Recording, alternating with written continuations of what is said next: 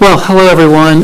Welcome to the February 2020 THS Board of Directors meeting. Let's have the Pledge of Allegiance, please. I pledge allegiance to the flag of the United States of America and to the republic for which it stands, one nation, under God, indivisible, with liberty and justice for all. Thank you. I should report that Abby Ahern and Dave McKeonick are present on the phone, so we do have a quorum. Let's move to the approval of minutes from January 15th. May I have a motion, please? Motion to approve. And a second? Dave or Abby? Second. Okay, we have a motion and a second. All in favor say aye. Opposed say nay. Opposed say nay. Public input. Is there anyone in the audience who would like to be heard? Okay, we'll move to Streetcar System Performance Report. Mr. Allen. Good afternoon, Brian Allen, Director of Streetcar Operations. For January, we had a very good month ridership-wise, 97,718 compared to 82,996 last year. Of that ridership, 9,174 was for Gasparilla and Pirate Invasion. So, and when we include all of our the bus shuttles for that day, our ridership is actually 103,507. Wow. For the month, we had 65 wheelchair boardings in that. And along with Gasparilla, one concert and 3 Tampa Bay Lightning games, we provided 35 and a half hours of extra service. So, during the month, we had 2 accidents. On January 1st, we had beneficial and channel side, a car hit into the side of one of the streetcars. Mm-hmm. And January 15th, at the parking lot there at Franklin and Roreen, a car turned in front of the streetcar without looking. Both times, the driver of the cars were cited in these accidents and with no injuries. On-time performance for the month was at 99.26%. And we had 36 missed trips. These were due to signals issues at the CSX interlocking and a shortage of operators on one of the days. So, and infrastructure-wise, 436 returned to service after having new AC units installed on it. And our track contractor finished the tire replacement on the one side of the passing track at the port. They are currently completing the work on the other track, and they will be all finished by the end of next week. Excellent news. Does anyone have any questions? I think, Ms. Stewart, you're going to talk about the accident later. Yes, the February 3rd one. Okay, good. Okay, good. Brian, thank you very much. Thank you. Okay, Chair's report. Last month we talked about Joan Geneline's passing, and I won't repeat all of it except that she was an original board member of this organization. She was a founding member of the Streetcar Society before that. She was a small, cute, relentlessly valuable, useful member of our community. And I'd like to suggest that someone on the board make a motion. And before I go there, Jan Smith is with us today. Jan was also an original member of this board and a longtime member of the Streetcar Society. She's currently the president of it. And she arranged for the Bernie car to actually be given to Hart. So Hart owns the Bernie. So we would like to name the car after Joan, and I'd like a motion to that effect. Some research was done, and so what I have is real interesting about the fact about the Ray Miller dedication, and Jan Smith was a big part of that one too, from the minutes. So I think it's very fitting that we name the car after her. She really was the godmother of the whole system, and never gave up. She sat on this board for many years until she retired a couple of years ago. So I would like to make the motion. I would like to have someone make the motion, and then we would like that motion sent to the Hart Board, who really needs to reaffirm that since they are now the car's owners. I'll make a motion to that effect. Great, David, thank you. And we have a second from Abby. Is there any other discussion? Jan, is there anything you'd like to say, or are you? Sure. Jan Smith, I live in Lutz. Joan was real involved with the Historic Preservation, a national organization. So when she and her family moved to Tampa, she got real involved with Harris Mullen in the restoration of Ybor City and bringing it back after the urban renewal, also commonly referred to as urban destruction. And she just loved Ybor, and her favorite, and Michael, you remember in her obituary, they said her favorite project Was the streetcar? of all the things she did was the streetcar. She was involved in starting Opera Tampa, the sign at the Tampa Theater, the Museum of Art. She had her fingers in so many different things, but her favorite project was the streetcar and bringing them back to Tampa. So I think it's a wonderful thing that you all are doing, and I'll look forward to helping in any way I can to make that happen. Thank you. Thank you. Well, you already have, so thank you very much. Okay, we have a motion and a second. All in favor say aye. Aye.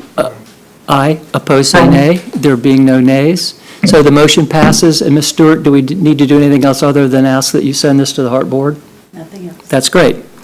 So our next issue, and it's very important, is our upcoming renewal of the CSX insurance policy for our crossing.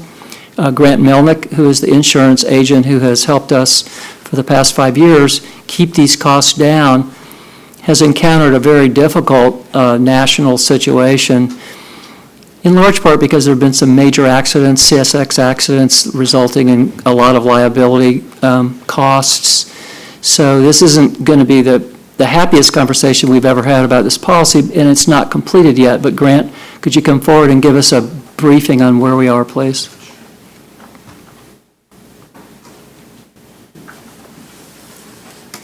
Good afternoon, Board of Directors. My name is Grant Mielek. I'm with GCM Insurance and Risk Management. For the past 5 years, I've had the pleasure of serving as your risk manager and broker for the insurance and the streetcar. As Michael was saying, this is probably the most difficult renewal me and my team have ever had to endure in the past 20 years in my whole career since I've been doing this. Part of this proposal is I'm going to show you details that's kind of going to explain and elaborate as to what's going on in the marketplace. And also, I'm going to give you a premium forecast, which is, I believe, to be on the high end, and things will be changing by the time we do bind coverage. To put things in perspective, the carriers of the whole insurance marketplace for railroad liability has completely eroded. Last year, $7.4 billion in railroad liability claims occurred. When you have claims of that magnitude and that impact, that basically goes ahead and all the carriers get scared. And what they do is they cut back on capacity. And as we know, the biggest thing with the insurance and the streetcar is the demand of CSX for that $100 million in liability limits. So if you can consider you have a very finite amount of resources that have abruptly, just in the past few months, actually in just in the past few weeks, has decided to cut back on capacity. That really hurts the entire industry, and it has adversely affected the Tampa streetcar. So with that said, I would like to go over this proposal and give you the details. There's going to be some actuarial data involved, and also just kind of going to give you a macro perspective as to what's going on in the marketplace. So what is going on in the marketplace? Well, number one, we have increased claim severity across the excess liability, broadly and the railroad liability specifically. There are some factors that can explain the steady rise in verdicts and settlements. Number one, corporate mistrust. Plaintiff counsel are arguing that businesses are putting profits ahead of budgetary considerations over safety. Those juries are then punishing the defendants. Number two, the availability of litigation financing. There is a growing trend for third parties to invest in or finance plaintiffs' lawsuits, therefore increasing underwriting and making it much easier for plaintiffs to hang in there to the end. Number three, social inflation, where the news of large verdicts travel via regular and social media, which may influence what a jury's notion of what a reasonable verdict may be. Number four, anchoring or setting the bar. The plaintiff's lawyer argues for $20 million, and the jury just might go ahead and arbitrarily award $10 million, regardless of what the facts are. Great for attorneys, not so great for insurance carriers. If you turn to the next page, the Insurance Insider is a leading magazine that I wanted you guys to see this so we can really show you what's going on with capacity constraints. Basically, we've lost over $1 billion in capacity over the past year. That puts all insurance buyers short of coverage. Rate rises accelerate as loss experience spikes. In some towers, insurance towers, prices are showing inversions. And what that means, if you recall a few years ago, I explained on the tower how you start with one number, the lead, and the numbers are supposed to shrink, the premium dollars are supposed to shrink as you go up the tower. The rationale behind that is that the higher a carrier is on the tower, the less risk they feel they are exposed to. So basically the key points of this slide is A, lack of capacity, B, the railroad insurance marketplace has just completely collapsed. Capacity has been cut in half just in the past 3 months, and there is effectively now only 9 carriers who are willing to write railroad liability business. Think about that for a second. 9 carriers that only have a finite amount of capacity that have to provide coverage, for the entire railroad industry. As opposed to a couple of years ago, how many were there? But maybe 30. And I'll go over that over the next slide. If we turn the page, I wanted to give the board an overview as to what other accounts are doing. For instance, I contacted Catherine Egan, I contacted New Orleans, their mass transit, because I wanted to see kind of what is going on across the marketplace. Basically, brokers struggled to place large limit excess casualty towers since 1/1, the January 1st renewal, as the liability market hardening accelerated. In some cases, risk managers scaled the amount of limit they bought on renewal as effective available capacity per risk fell below $1 billion levels. Other clients have chosen to scale back purchasing due to the punitive rates imposed. There's also evidence of high excess layers that's on the top of the tower, exceeding those paid on the lower levels. And that gets back to the point where I made 5 years ago where your prior program had price inversions within the towers, and that should never happen. It should always kind of be a linear line straight up. Grant, what is that evidence of that inversion? What is it telling you? Well, I'll bring that up on the next page, but what it's saying is that the carriers who always played in the middle to high end of the tower thought they were insulated from risk. Due to some of these recent verdicts, they're finding out that no, they're not insulated. They're actually just as exposed as the lead coverage layer. The excess casualty market has been rattled by rising jury awards, negative claims trends caused by exposure to the opioid crisis, historic sexual abuse claims, and construction liability losses from the last decade. Michael, when I spoke about those 30 carriers that used to participate, it's also due to the factors that I just mentioned that have made carriers also, pull out of the rail business. Sure. For the largest national accounts, business rates have risen substantially, with sources talking about Fortune 500 clients having to pay in the region of 50% more for coverage, lead umbrella, and distressed accounts as much as 100%. Non-loss hit accounts with no commercial auto exposure were able to weather the renewal with rate increases of around 25%. That was for 2019.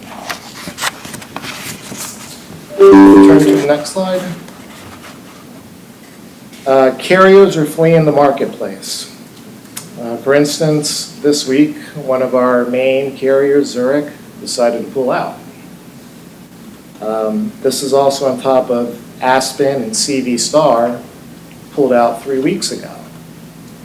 This severely impacted our tower, and we had to basically start over all again, which is why we did an extension for 2 weeks.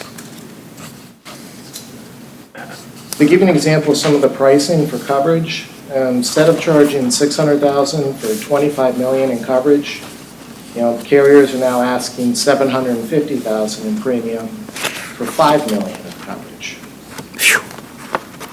That goes back to the issue I was talking about capacity, where due to the shortage of capacity, the rates have just absolutely skyrocketed.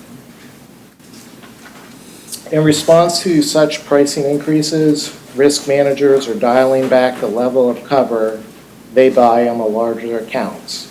When a customer who previously purchased $1 billion in coverage is now only settling for $750 million.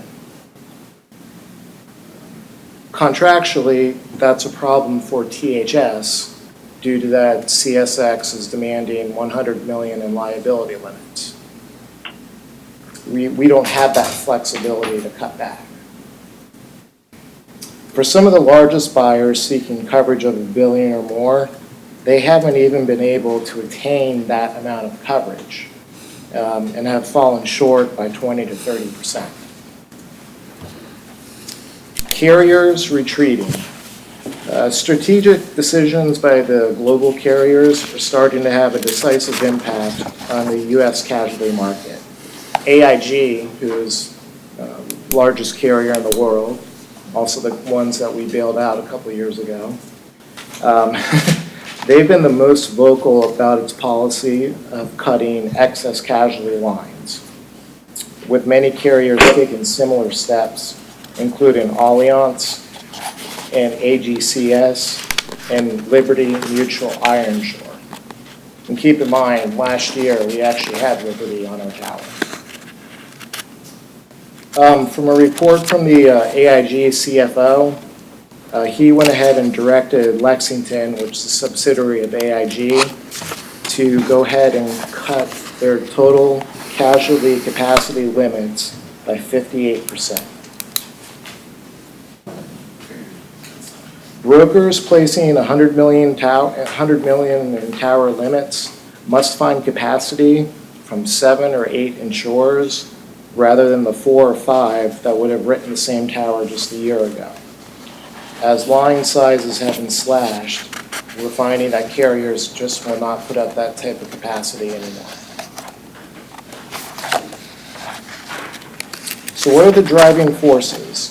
If you turn to the next page, on the left-hand side, I wanted to go ahead and show you the only carriers that will now play in the railroad markets. Some of them, Aegis, AGCS, AXA XL, Axis, Chubb, CNA, Liberty.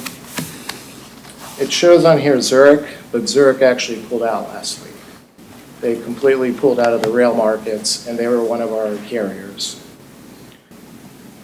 Why are these carriers, pulling out in the market or in the way that they're doing? It's because if you look up since 2014, just showing to 2018, the average top 50 U.S. verdicts have averaged between $27 million and $60 million. That's pretty scary for a carrier. Are these rail? These are just rail lines.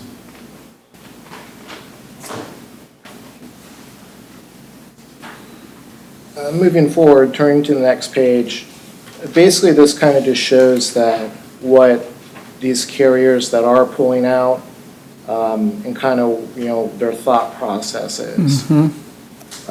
Swiss Re, who was one of our carriers 3 years ago, they've completely pulled out of the rail markets. Some of them have reported over $208 million in claims in 1 year alone, just from rail liability. London, we hit London very, very hard this year for a renewal. And London usually is a last resort, but the amount that they wanted per $1 million for the tower was something around $10,000. That's more than what our lead is generating. In the recent weeks, and actually I can tell you in the recent days, casualty towers bound continue to trend established earlier in 2019 with placements making a patchwork of 5 million layers. What that means is how we used to create our tower using 25 million in limits, using only 4 carriers. Now we're having to patchwork things with just 5 million in coverage. Right. And it's amazing. It's scary at the same time. Turning on to the next page, the jump in pricing, again, has been driven by the social inflation, prior year's losses, shortage of capacity, rising jury awards, and the other items that we previously discussed. Sources have said they've paid claims in the last year at the very highest excess layers. Events that were in many cases priced at a 1 in 500 year probability. If you think about a 1 in 500 year event, and it's been happening frequently, that's just amazing. So the bottom line? You're getting to the bottom line here on the last page? Yes, I am. Moving forward on the next page, specifically to the rail liability marketplace, what we've seen from market exits from the following domestic carriers: Zurich, Swiss Re, Endurance, who Endurance was one of our carriers, and Arch. And Arch is one of our carriers. Them, along with a few other carriers, have completely exited the marketplace. The ones that have stayed, what have they done? They've charged a lot more because they know they can get away with it. Again, the best example I can give you is basically what happened in Florida after the 04 and 05 storms. The marketplace evaporated, and it took some time for it to stabilize. So that's kind of a scenario that you can see similarly happening here in the railroad liability markets. So what does all this mean? The estimated premium summary, and what I did is I broke it down by towers. You can see now that we're having to use 5 different carriers, using all sorts of excess layers. But right now, as a worst case scenario, we're looking at $698,000. That is a extremely large jump from what we had last year at $379,000. 2 weeks ago, this number was around $1 million. So when I say things have been fluctuating almost daily, it's just been incredible to see. The good news is we have the best team in the world that does rail line markets. That's all they do. And I am positive that that 698 number will be a worst case scenario. And within the next few days, we should have final numbers that should be less than that. Questions? Grant, I have a question. Yes, sir. In terms of our current obligation, which is $100 million, what would the premium do if we were to half that $100 million? It would make things a lot easier. I mean, is it a linear relationship? Would be roughly half the premium? It would be, if we could engage the city to engage CSX, which I'm highly recommending, it would really alleviate things. Because you also have to keep in mind that they're feeling the pain as well. So, a couple of things, Ms. Stewart and Cal. I think the city needs to be aware now of what this is going to cost, which is almost, not quite, but close to double last year, which we haven't really bargained for. And this contract has to be bound when? By 2/24. Okay, a week. So we have a week. So before we leave with you, we'll have to authorize you to communicate with Ms. Stewart and I and Mr. Smoker on the cost. I'll need the board's approval to do that. But the other thing is that the city hasn't really had to deal with CSX since Pema Oreo was mayor, and it was very unpleasant then, and they were very firm about their demands. But the other thing is that we haven't talked in some years with FDOT about being insured by DOT. And with an extension plan and another crossing on these tracks, they might be more amenable to discussing this. I'm not quite sure how to initiate that conversation. It's really not my responsibility, but I'd like you to share that with Ms. Duncan, and you need to think about it because this could, continue to get further out of control. You can't rely on the fact that these premiums are going to come down anytime soon. It could be years. And so it's a big deal. It's a big cost issue, and if we extend, it's going to be a bigger cost issue. And also, when you look at it, what CSX did is they basically used insurance as a weapon. Sure. By saying, okay, you must carry $100 million in limits. Insurance should never be used as a weapon. Now that those same forces are being used against them, I believe that they would be more amenable to lowering our limits. On top of that, that contract that was signed with them has some outdated insurance provisions that I think need to be updated regardless. Yeah. So, I'm wondering whether it would be possible to immediately reach out to CSX, explain the situation, see if they're willing in concept to reduce the liability requirement, and see if we can get at least a preliminary indication from them, and then bind. speak into your microphone, please. Sorry, and then see if they'll agree to allow us to bind a lesser coverage amount. Well, right away. They're so hard to deal with. I doubt in 10 days that's going to happen, but I have no objection to you and Ms. Stewart talking to the city attorney who understands these issues and the mayor. I mean, at some level, the question should be asked. I don't have a lot of confidence in CSX being kind, but it's worth a try. Another arena that I would look at too. Yeah, I'm sorry, Adam? Yeah, so I apologize. So first a question here. Is there somebody at the city of Tampa has familiarity or a contact at CSX? Well, usually I don't remember the replacement, but Bob O'Malley was our contact for. Bob O'Malley was our contact before. He was in charge of intergovernment or government relations with CSX, and they did replace him. I just don't remember who, because he left for Brightline. There is a new guy. Yeah, I just can't remember his name. I believe, so Grant, you do know personally the risk manager at CSX? I do. It would seem appropriate to me to maybe have a motion for direction for Mr. Smoker to arrange a conference call along with the city representative who would be the governmental affairs contact and communicate with CSX and report back to us as to what they were able to determine. And possibly you and Grant, and Ms. Stewart, if you want someone from Hart involved, you want someone from the city involved, I think that's a great idea.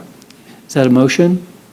Yeah, I move that we direct Councilman Council Smoker to arrange a conference call along with the city governmental affairs representative and CSX's, whoever that would be, the lease representative or right-of-way representative, and report back to the interim director of Hart so that she can distribute the information to the board members, what you're able to determine. I'll be happy to do that. And the city, just keep in mind, the city's important, so you can't do this without the city. Oh, yeah, understood. Completely. They have been the manager of CSX in our relationship, so it has to be coordinated that way. But I think that's fine. Mike? Yeah. Mike, let me just add something to this discussion. Even assuming we get a call arranged, it's not very likely that CSX would give a decision within a week's time. Is there a way for us to buy this insurance on a month-to-month basis? Or some smaller increment so that we could buy a little more time for ourselves? Unfortunately, there's not. With the carriers, they all have something called a minimum earned premium, which some of these carriers range from 25% to one, I think, is even 100%. So we could change it. It wouldn't be inexpensive, but we could. But you're saying we do need to go ahead and bind this. I think that's the answer, David. I think by Friday, we'll have the final figures. I think what we could do is we could ask the carriers, it's basically called a manuscript endorsement, where we ask them that if we are able to get CSX to lower the required limits of liability, basically place that manuscript endorsement into the policy, that it would waive the minimum premium. So we could do something like that. Okay. Okay, well, I would guess we build that into the motion there. There's also one other angle that I would approach, along with engaging CSX, and that is engaging Florida, the self-insurance fund. In light that it appears the mass transit is coming to Tampa, the state does self-insure other mass transit systems. That's what I was talking about. They have never been interested, but this is a new day at DOT, and it's a new day for Tampa and the streetcar extension. So, Cal, I'm not sure where you start at DOT, but you can probably figure it out, and perhaps you can facilitate a meeting with them as well. Yeah, for sure. I can look into that because I'm sure Stephen Benson will know. Oh, yeah, I'm sure. Okay. I can tell you who it is because she's in my office, the person to speak to. That'd be Anna Cruz. So now the issue with self-insurance is that this streetcar system is not a governmental entity, is that correct? That's correct. Well, we're sort of a quasi something or other, but Hart is self-insured, the city's self-insured, but CSX would not accept self-insurance for the streetcar. I looked at some of those. I reviewed some of those prior agreements, and CSX was very firm in this for allowing us to use that interlock, and they in fact reduced them from some of the historical documents I From 200. looked at to this amount that we have now. So I'm not optimistic, but certainly always encourage discussion. But so just to, for my own understanding here, the issue is not a discussion with the state or FDOT about whether they can self-insure us. I mean, we would be self-insured if we were a governmental entity. Is that correct, Mr. Smoker? I think, yes, we would effectively get the benefit of the state's self-insurance. But CSX, That may excuse me, not solve. CSX would not accept that. No. That's the Right. point. The Well, problem I being, mean, we're not eligible to claim statutory exemption from being insured because we're not a governmental entity. I'm trying to, I mean, I'll have to defer to you, but I think that's correct, but we have a contractual obligation to insure up to the $100 million number. Right. And that's really independent of any status we could achieve as being self-insured. Chairman English, Yeah.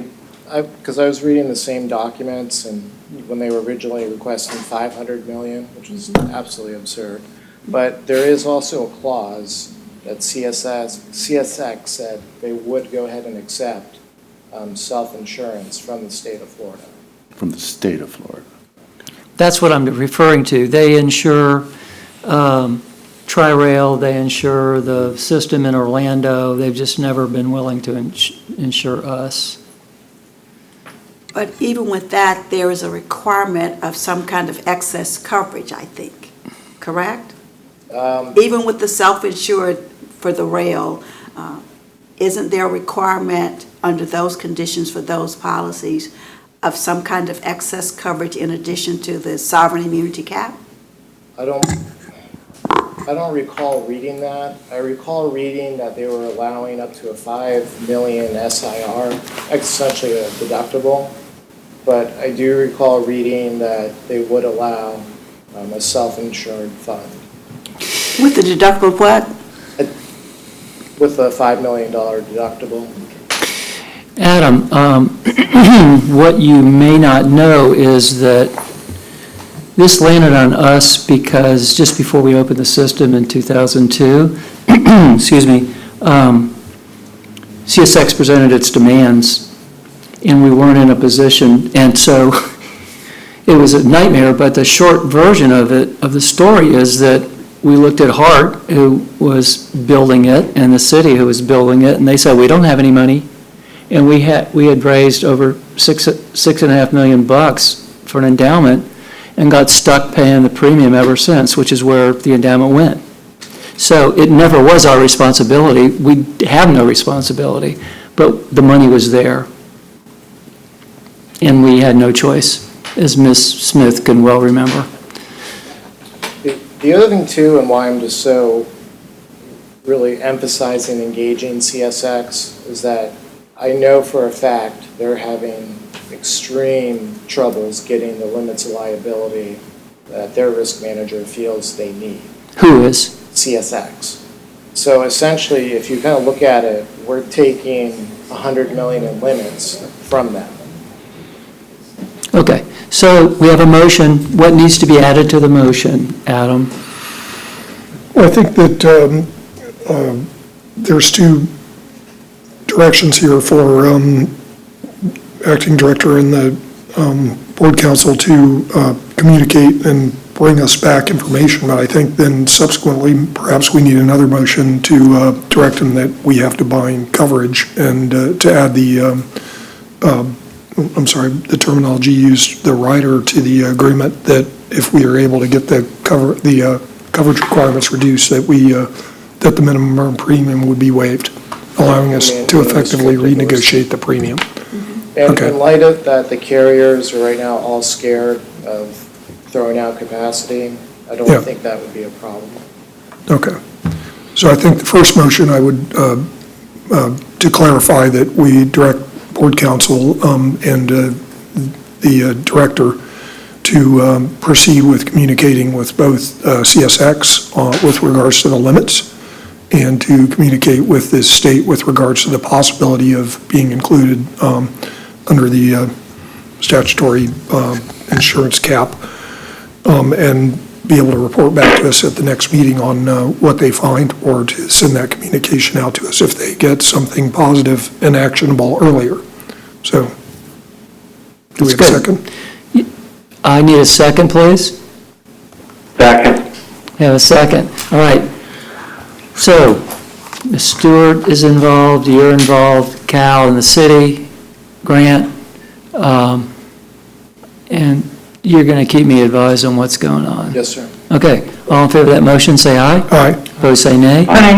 So then additionally, I would move that we authorize the executive director and the board president to bind coverage by the deadline, and with a provision in the policy that waives the Minimum earned premium. minimum earned premium. I'm sorry, I got that last time, if we're able to get our coverage requirement reduced. One last thing, to help THS's cash flow, you are able to premium finance the policies, Oh, that's good. so that could help your cash flow. And if that's something you'd like me to draw, I can do that. Well, someone needs to speak with the city finance department, who pretty much manages all of our money. Do you want me to ask Lee? I'm sorry? Would you like me to ask Lee? That would be fine. That'd be fine. Okay, so we have a motion, and I need another second. Second? We have another second. Any further discussions? If not, all in favor say aye. Aye. Opposed, say nay. Okay, good. Thank you, Grant. We'll look forward to seeing you soon, Great, thank you, board. hopefully with some better news. Hopefully we'll get better news. Okay, Ms. Stewart, you had a report? Yes, good afternoon. Colin Malloy, Hearts Director of Safety, could not be here, so I just wanted to update you on the February 3rd, 2020 streetcar accident at the southbound lanes of Franklin Street and the westbound lane of Channelside Drive, involving streetcar number 429 at about 12:45 p.m. The coach, which was a tour bus, made a left turn into the path of the streetcar. It was severe damage on the driver's side in the middle of the motor coach, and streetcar number 429 was lifted into the air, landed off the truck, but the wheels did not derail, but there was severe damage to the streetcar body. The driver of the tour bus was cited for the accident. We're still working to determine the extent of the damage to the streetcar, but the initial estimate of the repair is about $85,000. Efforts are underway to coordinate transporting the streetcar back to Guamaco for teardown and analysis. The at-fault party, Voice Charters, Inc., has provided its full cooperation to this point in resolving it, and they do have combined single limits insurance of $5 million. Good, thank you. Were there any? $500 million, I'm sorry. Were there any injuries? Based upon what we know, there were 6 passengers on the streetcar. No one was transported. Regarding our motorman, he was transported to the hospital and released the same day. Good, thank you. Any other questions? Okay, legal and legislative report, Mr. Smoker. Yeah, I wanted to give the board an update on the status of the transportation tax referendum litigation that's been ongoing now for the last 8 or 9 months. If you'll remember, Article 11, which was the transportation improvement referendum, established a 1-cent sales tax that was going to be for 30 years, and it's supposed to raise $276 million annually. The referendum language adopted predetermined formulas for the allocation of the proceeds from the tax, and 45% of it was allocated to HART for, among other things, expansion of public transit. It also created an independent governance committee, which some people will argue effectively was given veto power over the Board of County Commissioners' decisions with regard to how to spend and allocate those funds. Multiple lawsuits were filed in the wake of the passage of the bill, of the referendum, there was a bond validation proceeding that occurred before the circuit court. There were lawsuits that were consolidated with the bond validation proceeding, and those lawsuits proceeded in front of the circuit court. And the circuit court of Hillsborough County found essentially two things. One is that the fact that the referendum pre-allocated the expenditure of funds amongst the various stakeholders, cities, county, and Hart, that was a violation of the state law that gives the county commission the authority to determine the appropriateness of how these monies are supposed to be spent. Additionally, the court took issue with the creation of this independent oversight committee that was given pretty broad authority to review and approve individual projects, and also to essentially suspend the transfer of funds if they felt that a particular allocation to an agency was not consistent with the referendum language. And so what the circuit court did, which they're supposed to do, is it went through the actual approved ballot language and it struck those provisions that it felt violated those two principles that I just told you about. And it then said, upheld the bond validation and the constitutionality of the referendum with the specific provisions being stricken from the ballot language. Appeals have transpired directly to the Florida Supreme Court, and the issues have been argued and they've been briefed, and we will probably be getting a decision within the next, 2 to 3 months maybe, if we're lucky. Yeah. And the main real issues now are, one, whether or not on its face this ballot was constitutional in terms of the way it was pre-allocating the percentage of funds to whom they would go, and then the creation of this oversight committee. And the proponents are arguing it's fine because the ballot language included reference to the appropriate statutes that give the county commission the ultimate authority to determine the appropriateness of these expenditures. And that should be viewed as essentially saving the ballot from any argument that the formulas or the creation of this committee somehow was interfering with the county commission's discretion.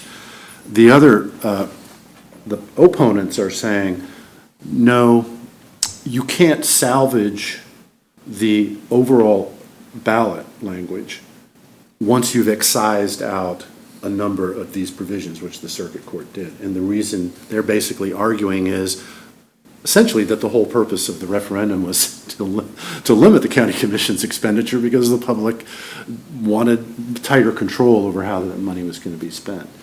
And they're arguing that the entire ordinance, the referendum language is totally unconstitutional. Right. It should be entirely stricken. So we don't really know what the answers are going to be, but my gut is that it's going to be upheld and that the Supreme Court will probably take a narrower view of what should be stricken.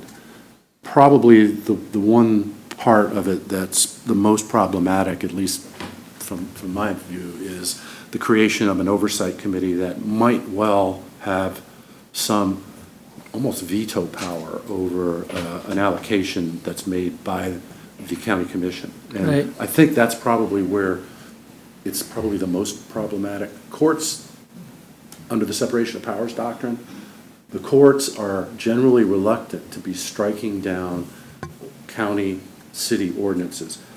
And I think they're especially reluctant to strike down a referendum that reflects the will of the people. And so my bet is that the Supreme Court's going to try to figure out how to uphold this thing with the fewest provisions being stricken. Interesting. Ms. Stewart? I Thank just- you. I just want to update the board.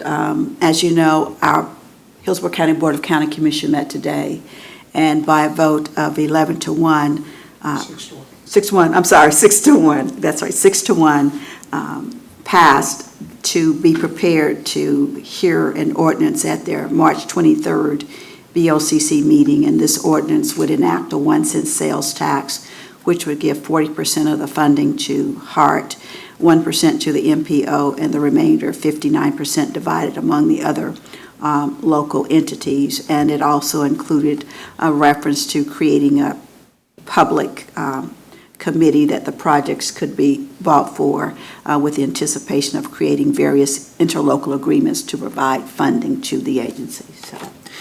So they're moving in anticipation, if it's wonderful. not passed, that they'll be ready to go. Well, all of this is very encouraging. Any questions of anyone? Thank you, David. You're welcome. And thank you, Ms. Stewart. I have nothing else. Okay, Vector Media Sales. Tyler, anything to report?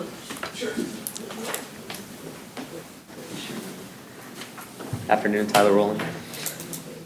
Total revenue through January thus far for advertising revenue has been $78,822, or $8,222. We have 3 new one-year contracts with Miller, Coors, and Cigar City. And our current streetcar advertisers are with the Seminole Hard Rock Casino, who have 3 wrapped cars, Miller and Coors, who have 2 cars, Cigar City, Tampa General, Tito's Vodka, Florida State Fair, and Advent Health. So those are our advertisers. That's pretty good news. Yes. Any questions? I don't think so. Thank you so much.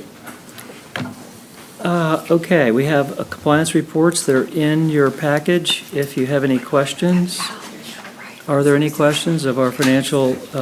We didn't get the year end this year, but we're going to get a presentation next month, I think, from the city, right? Is that correct? Okay. Is there any old business to come before us? Any new business? I got one item. So my role at the city is design engineer, chief design engineer, capital projects manager. Before, we had originally looked at doing a red transit paint for the dynamic envelope for the streetcar. That is an experimental use that if you want to use it as a local agency, you have to get buy-in from the FHWA. We originally applied for it for use on the streetcar about 2 years ago, and we were denied. However, we recently applied for it again, and we were granted approval for experimental use. So with that, we had some original plans to kind of do some more work around streetcar, and we're going to start looking at that again. So that should help out with some of the intersecting streets where people are turning onto the tracks and things like that, so we can kind of visually demarc where streetcar zones are and not have anything else. It also helps with other transit, such as bus rapid transit, any kind of bus-only lanes that we're planning on doing or anything like that. So just wanted to give a mention of that, just so everybody was aware of it. Oh, that's a great innovation. You expect that to happen relatively soon? Yeah, so we actually have a report that kind of shows where it would be useful for the streetcar. We had plans developed. I'm not sure how far we got with the actual plans.